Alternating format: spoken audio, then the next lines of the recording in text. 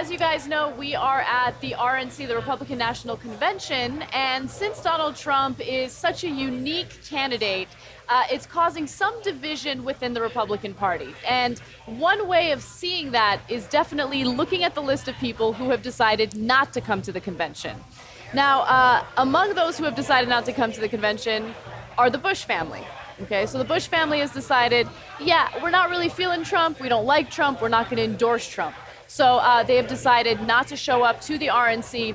In fact, George H.W. Bush usually does endorse the Republican candidate, and this is the first time that he has not endorsed a Republican candidate. So he hasn't endorsed anyone, just to be clear. It's such a critical story that somehow just sort of, because again, we're not surprised by it, because in a sense, Trump is so insane that we didn't expect Bush to endorse him.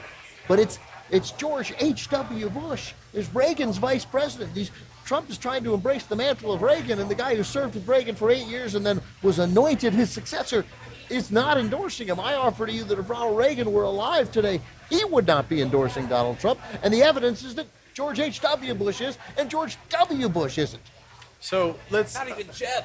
No, let's break this down. First of all, now the Bushes are a little different because Jeb Bush ran against them. Mm-hmm. So they're still, obviously probably pissed about that. And low energy. And Newt Gingrich said, hey, I got it. Jeb Bush lost. Get over it. But Newt Gingrich is obviously sucking up to Donald Trump to get something in his administration. But it's not just them.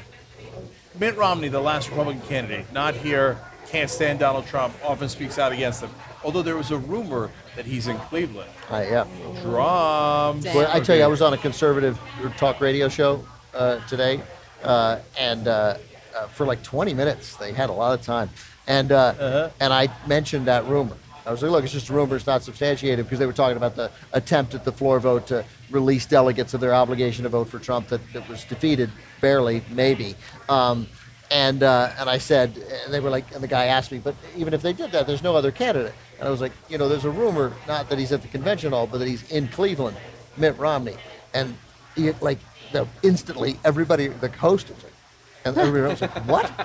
They were like so into that news. Yeah, no, Mitt Romney is waiting in a hotel in Cleveland with a 2x4, ready to dun, come out. But that's a rumor, and by the way, just to be absolutely clear, the only way Mitt Romney would come out is not to endorse Trump, but to hit him with a 2x4 and to be the alternative. To be the alternative. So, but back to Mitt Romney, last Republican candidate, not endorsing Trump. The one before that, John McCain, not here.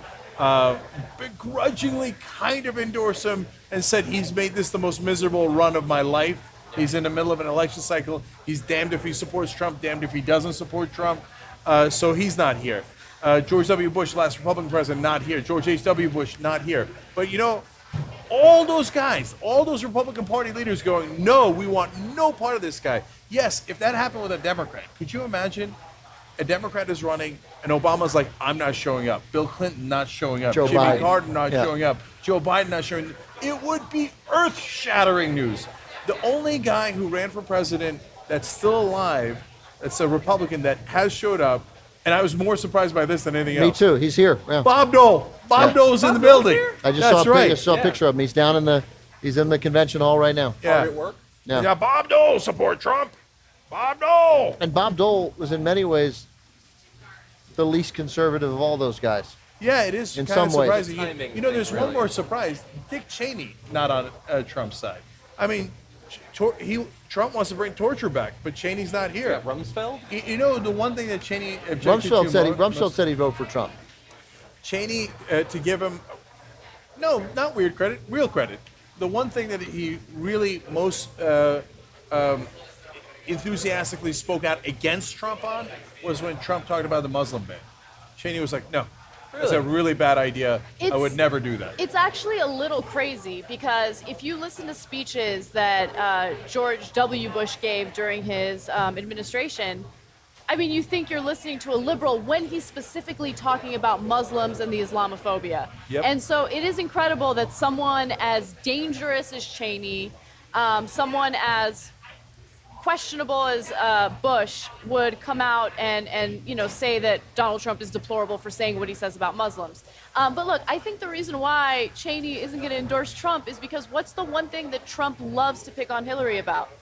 her decision to go to Iraq, right? Yep. And Well, that's who true. loved the fact that we Great went point. to Iraq? It was Cheney, right? It was all Cheney's plan, and it's not something he likes to be criticized for, I would guess. One Great notable point. exception here is, I mean, we're in Ohio, I think for a good reason. It is a swing state, and the governor of Ohio, John Kasich, he doesn't want to come.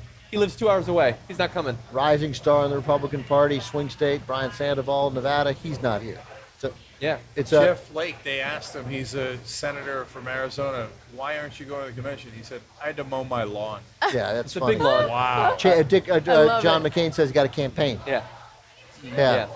Brian Sandoval says he was like, oh, the 18th to the 21st. Yeah. The pool guy's coming on the 19th. I love it. And if I don't get him now, the pH is messed up. My kid's eyes. He won't come back till September. We lose the whole summer. I would love to come. He's really it's a sandwich of failure to get he doesn't have the leadership, the established politicians from the past 20, 30 years, but it's also lacking a lot of the up and coming. Like, this is supposed to be not just an opportunity to anoint Trump, but an opportunity to use the candidate to get yourself seen. right. And that can launch careers. Barack Obama, Sure. 2004, all of a sudden was a superstar because of his speech. Bill Clinton in '88 didn't even give a good speech, and Yeah. it still launched him. And now, I mean, Joni Ernst, I don't know, maybe the Duck Dynasty guy is going to run for office someday. Like, who is using this as a springboard? Wouldn't put it past him. You know, we talked about leadership, and then we talked earlier and about how the Trump criticizing Obama's legitimate leadership on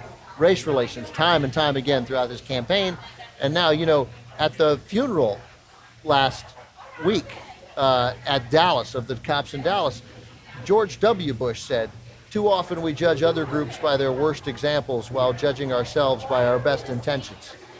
Like, that's That's a George great W. line. Bush. Wow. It's a beautiful, That beautiful sounded line. very but, smart. Right. I mean, I got it. He didn't write it, but somebody wrote it, and he said it. It's great. Like, Yeah. Even if he was able to read it. what a lovely thing to say, a Gives me really credit. lovely, thoughtful thing to say, and Trump can't even. I mean, that's why I can't believe that we think that this place would be, that some gravitas would be added to this convention if George W. No. Bush were here. Yeah, I mean, at that same memorial service for the Dallas cops, he was like weirdly dancing and smiling. And so but yet, when someone hands him that line, he reads it and goes, yes, that's Yeah, right. he knew. And so you got to give him credit for that. Totally, yeah. If you told us in the monstrous Bush-Cheney years,